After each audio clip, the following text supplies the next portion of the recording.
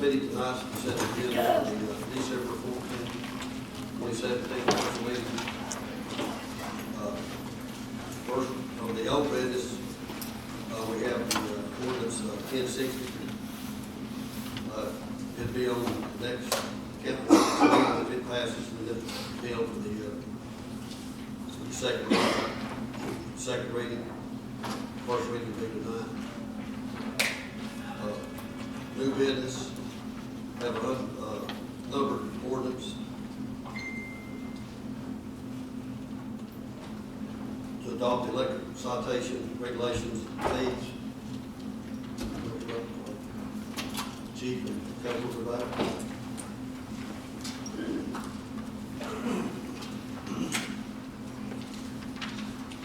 Members of council, we're looking to move toward electronic citations. To do so, we need to pass an ordinance, and under TCA, there's an authorization for us to use that, and also a fee that's attached for that equipment to help pay for it, to reimburse the cities as we adopt it.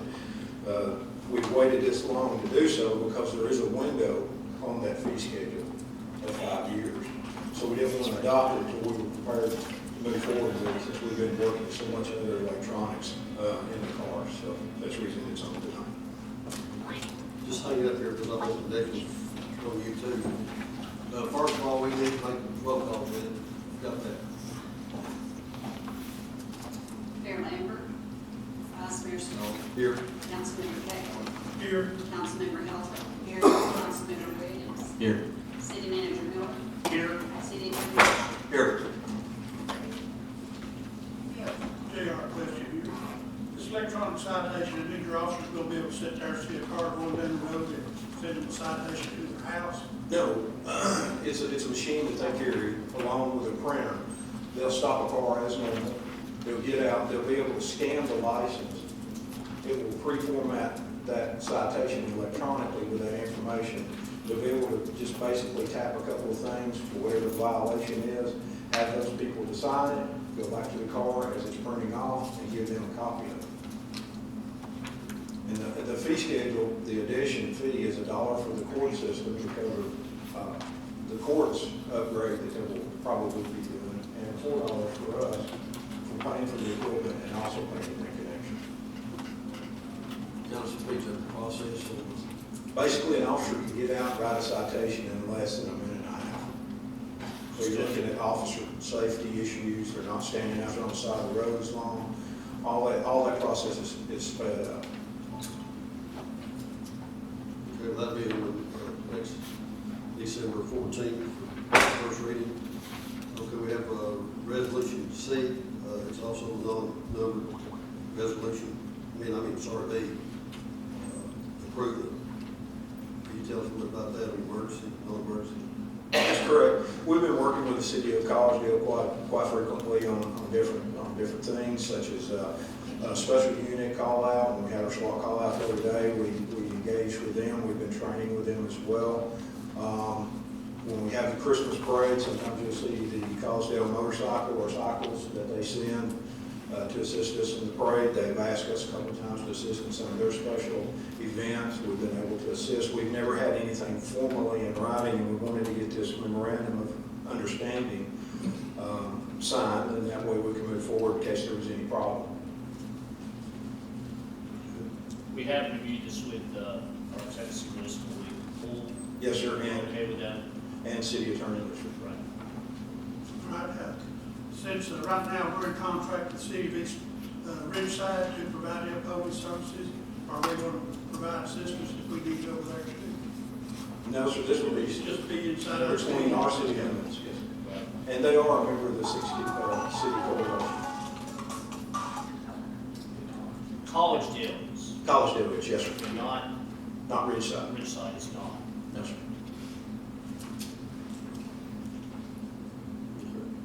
Thank you. Yes, sir. Okay, the next resolution, C, non-numbered resolution, has to do with, thank you. Yeah, this is the capital outlay note for the street sweeper. We awarded the bid back on September 14th for the street sweeper, $221,973.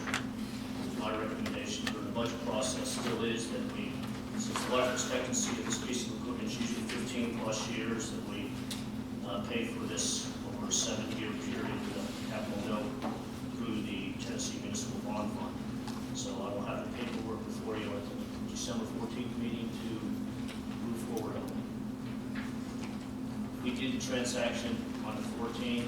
All the funds will probably be available to us the first week or so in January. And the equipment's supposed to come in mid to end of January. Okay, go to D, another resolution, no number on it, approval of 5-year recreation facility plan. Yeah, I'm gonna have Amanda give an update on this one. She's been shepherding this project through from the very beginning.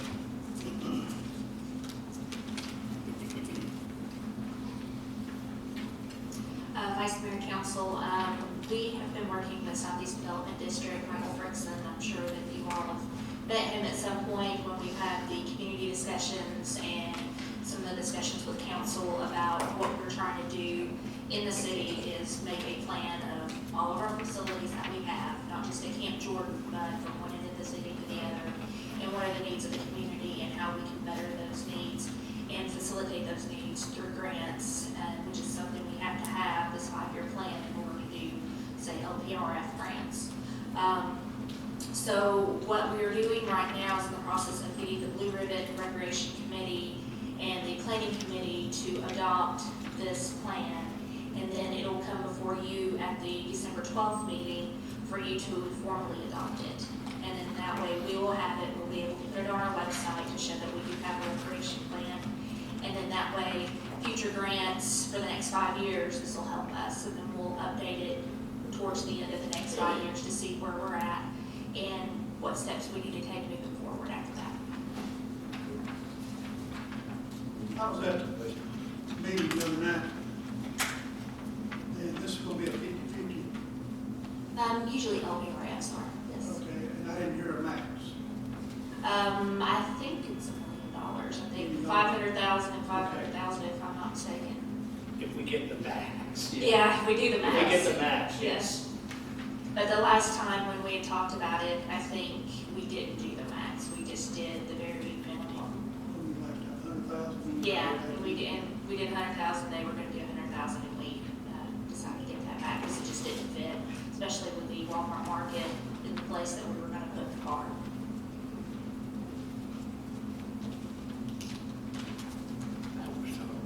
Anybody else have any questions?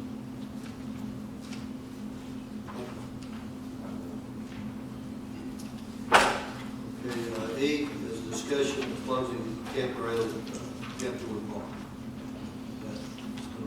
Yeah, Stone Mark.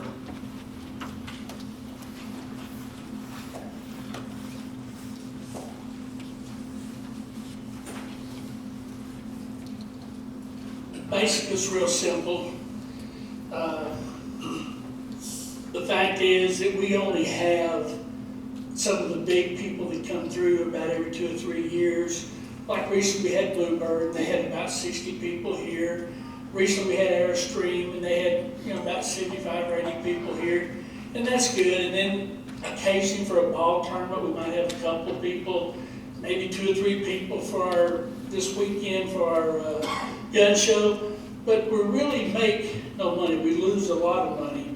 Plus, if I'm correct, I know of one $10,000 bill for water, but there's been more than that. Am I correct?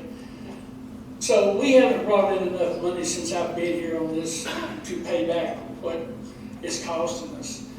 And then when we were doing the construction and the dirt was being hauled, I'm not throwing fault at anybody, but there was a lot of big trucks and big machinery that went across that and even broke up more pipes and stuff. So right now, my recommendation is that we shut her down, unless you want to spend anywhere from $800 to $1 million to upgrade it, to put it to where that you could do anything with it.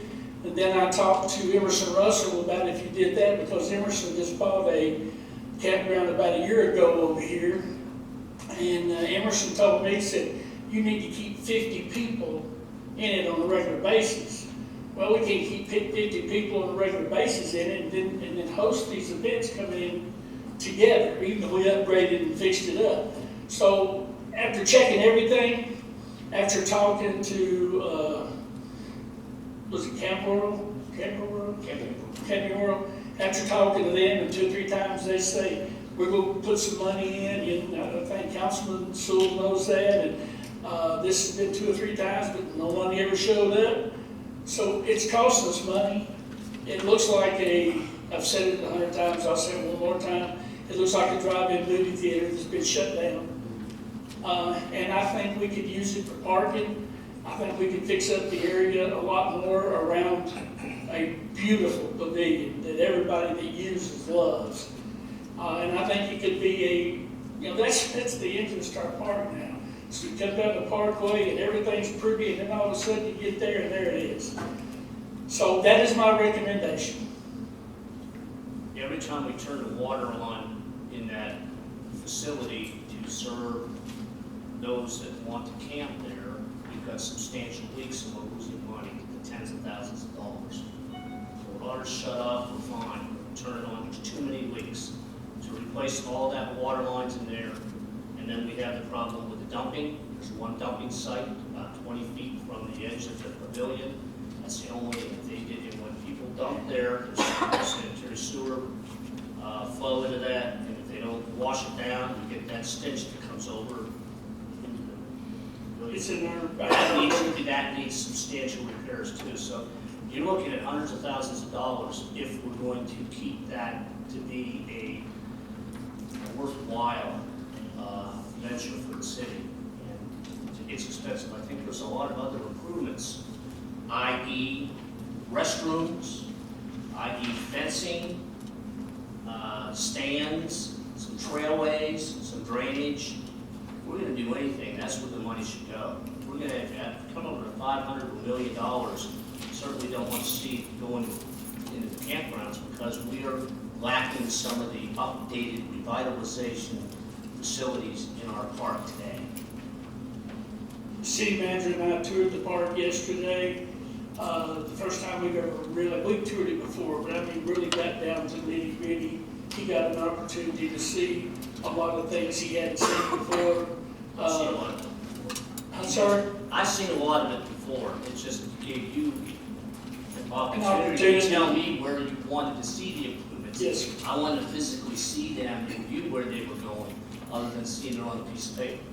Out of the way. We've had those problems, I get complaints, and even have received emails in regards to the condition of our restroom facilities, especially the one over there by the ballpark.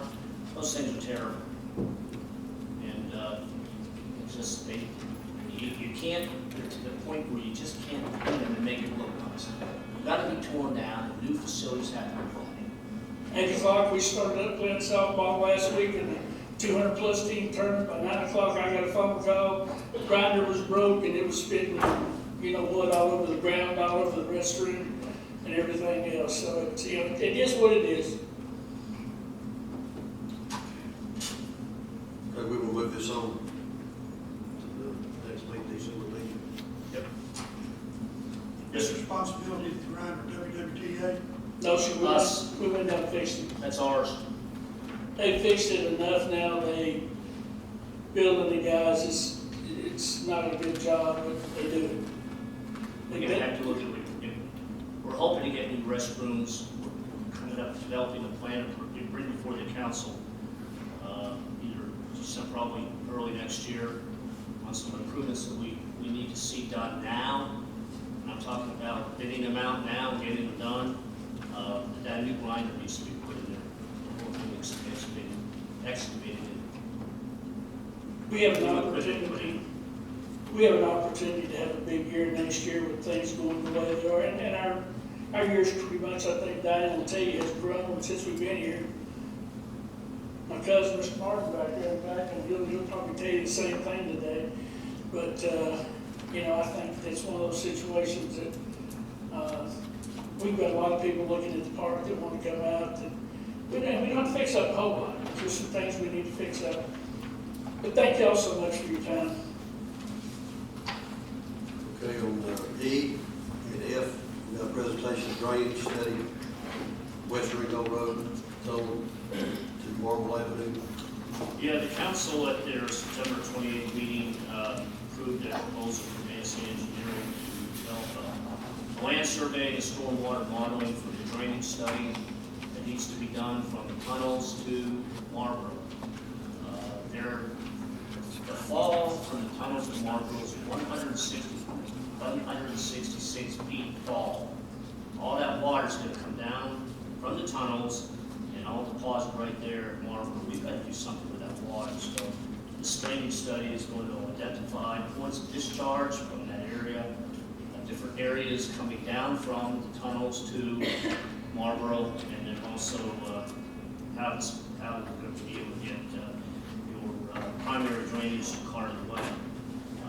We decided at that time to give them a contract for $55,060 to do the stormwater modeling, and once this is done, we can utilize those specifications, develop those into the design plans for the reconstruction of the West Window Road corridor from the tunnels, or actually from South Seminole to Wimberley Road.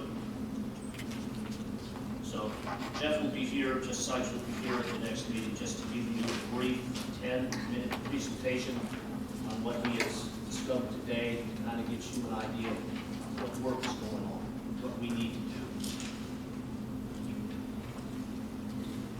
Shelton, do you have anything? Scott, you have anything? No. Baker? You know, I'm waiting. Council. This meeting is adjourned. The mayor will be back at the